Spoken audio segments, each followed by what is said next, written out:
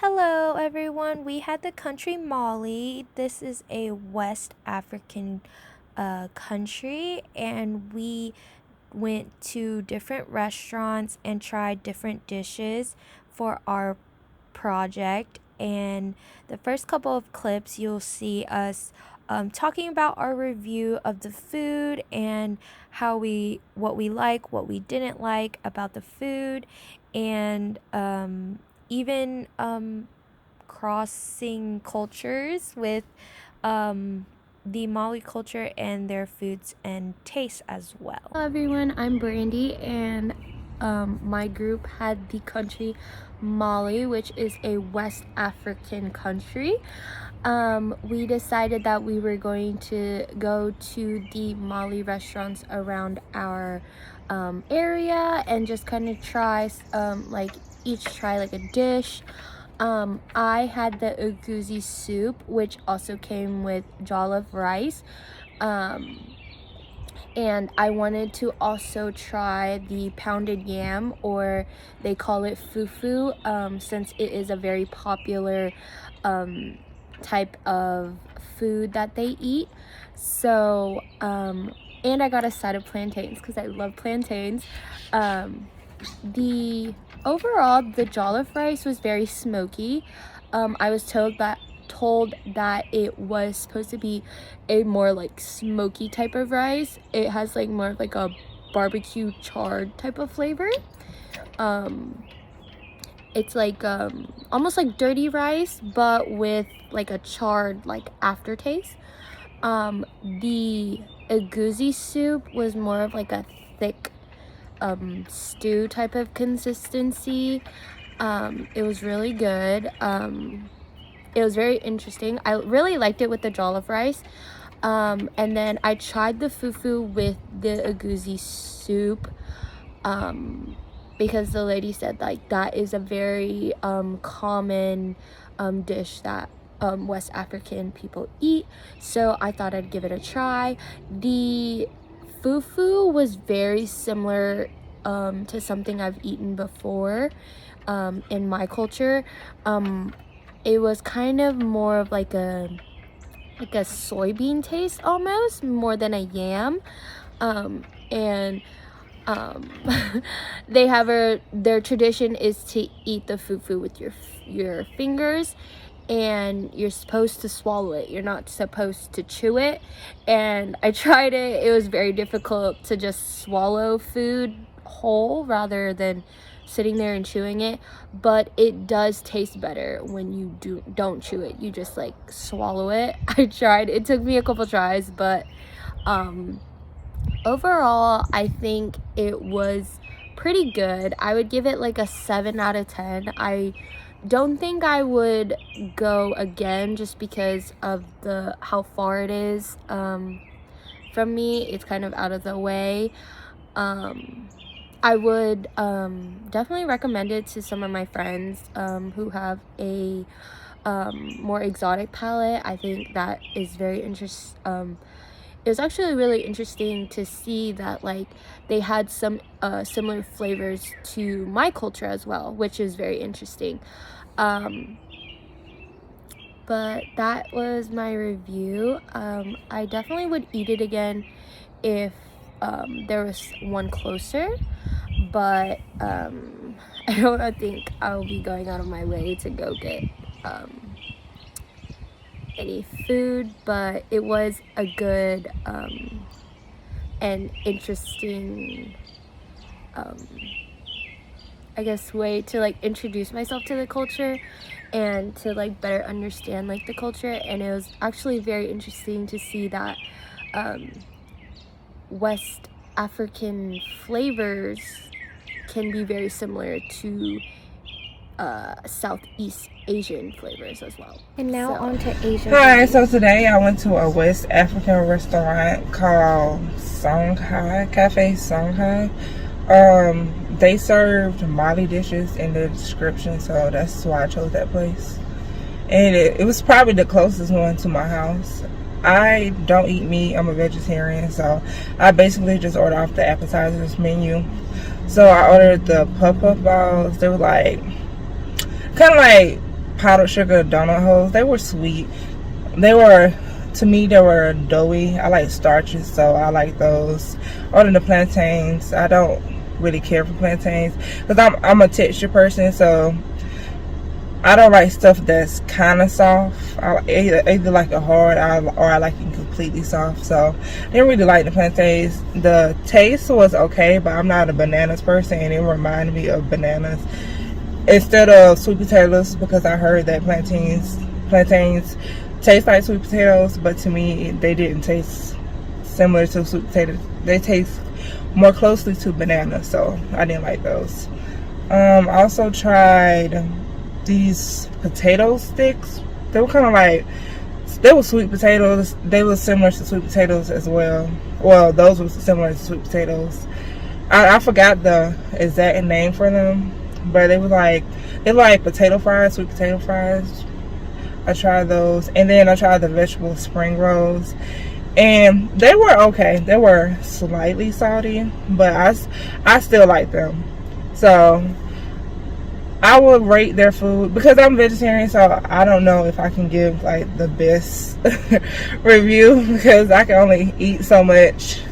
But I like their food. Would I eat it again? Probably not because it's far away. Now if they were like closer to my house, then yeah. But all the restaurants was like so far away from my house where I could actually eat something off the menu.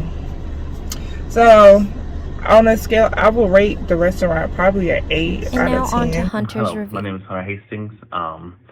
And for my Mali food, I got I think I forgot to say it, it's Teguedeje na from a restaurant somewhat near me.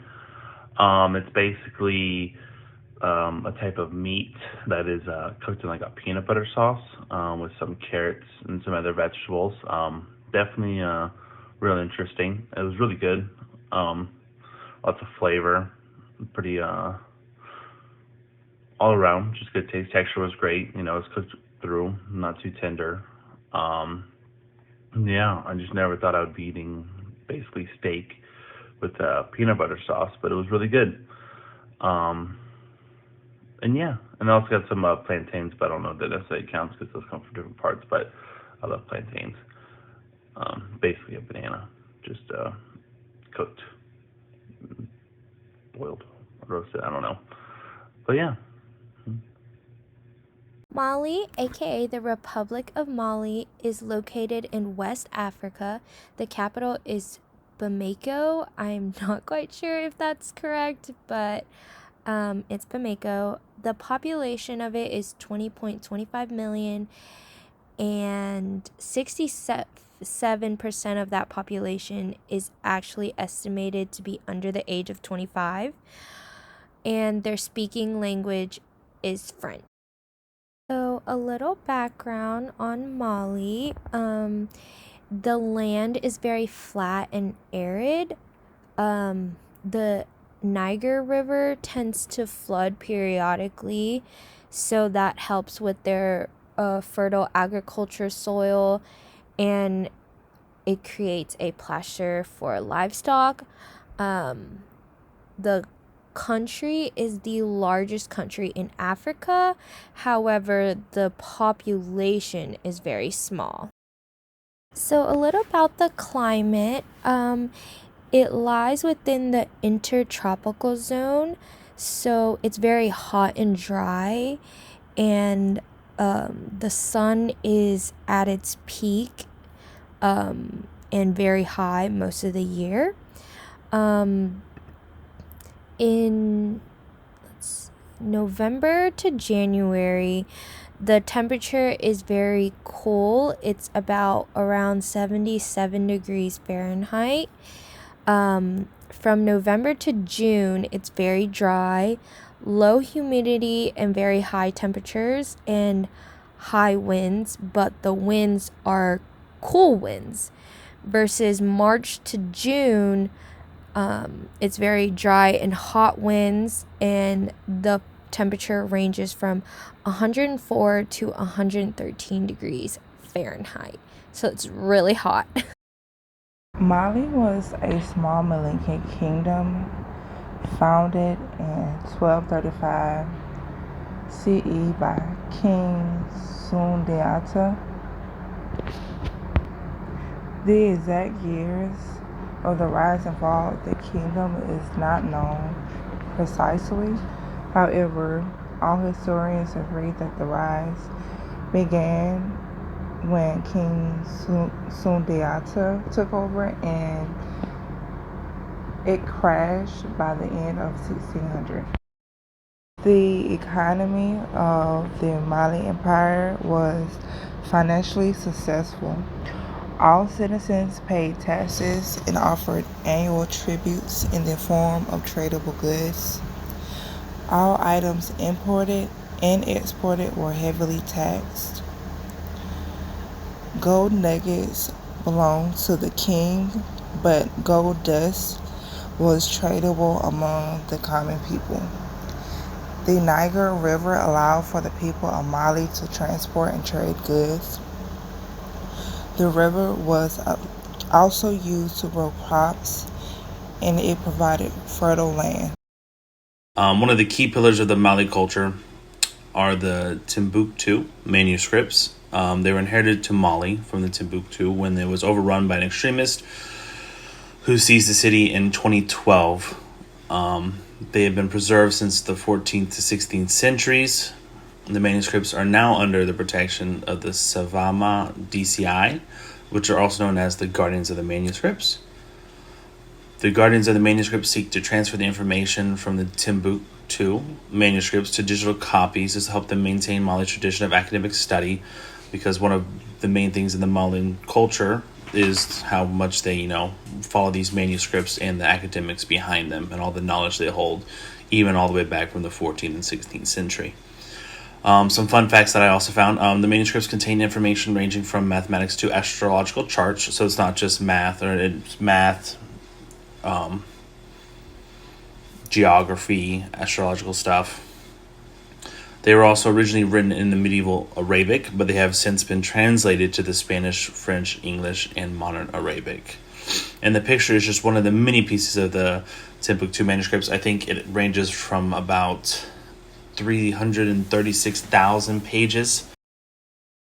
Music is a big thing in Mali. Mali is a place that is infused with rhythm and widespread passion for music, from unique traditional music to tribal song and dance, as well as the Festival of the Desert, which is actually in exile due to the unrest in Mali from extremists. Vinyls began production in 1970 in Mali with the German label, I have no idea, Baron Retier Musicaphone. These albums were produced during the Golden Era, played a major role in establishing Mali's music. One of the first vinyls produced was the Mali of the Steppes and the Savannahs in 1970, which came from the collection of the Timbuktu Renaissance. Some fun facts. Iterations of Mali's Golden Age music can be heard in American blues.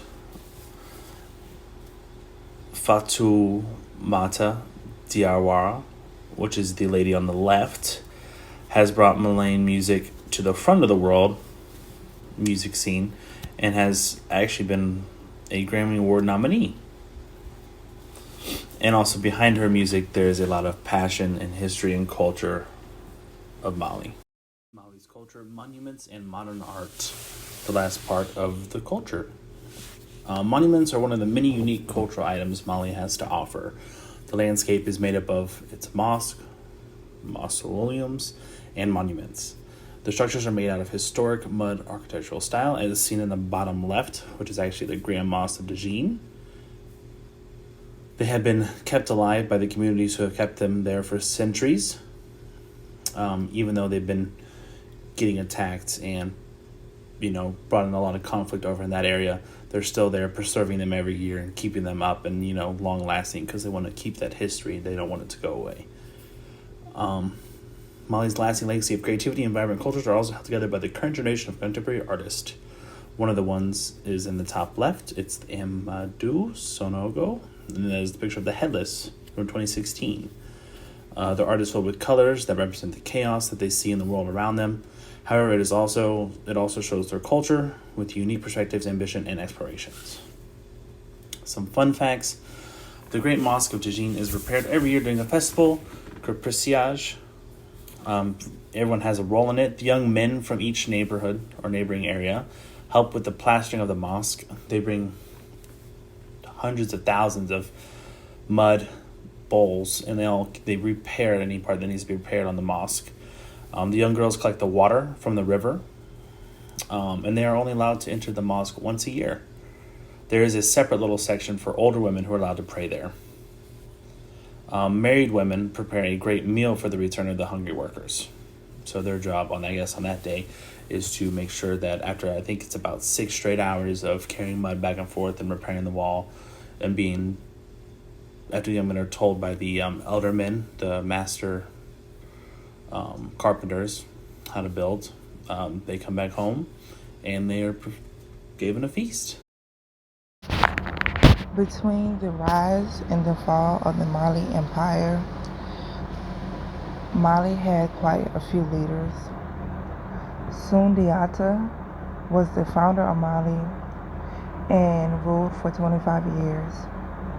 His son Mansa Wali became king in his death. He is labeled as one of the most powerful rulers of Mali.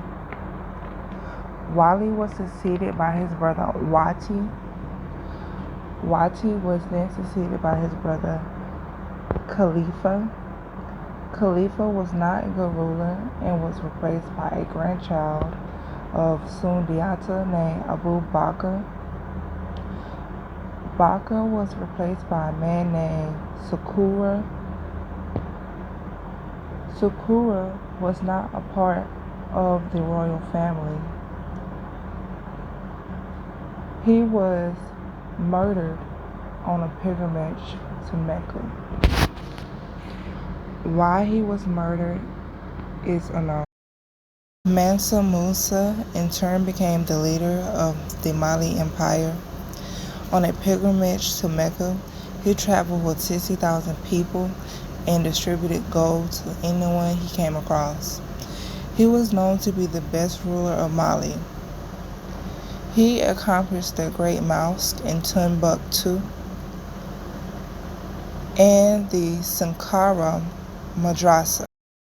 Mansa Maga became the leader of Mali after the death of Mansa Musa. However, between 1360 and 1390, the empire failed to find sufficient leadership. In 1433, the city was conquered by nomads. Over the next several centuries, Mali was conquered by several different states until it had been reduced down to only a few independent chiefdoms.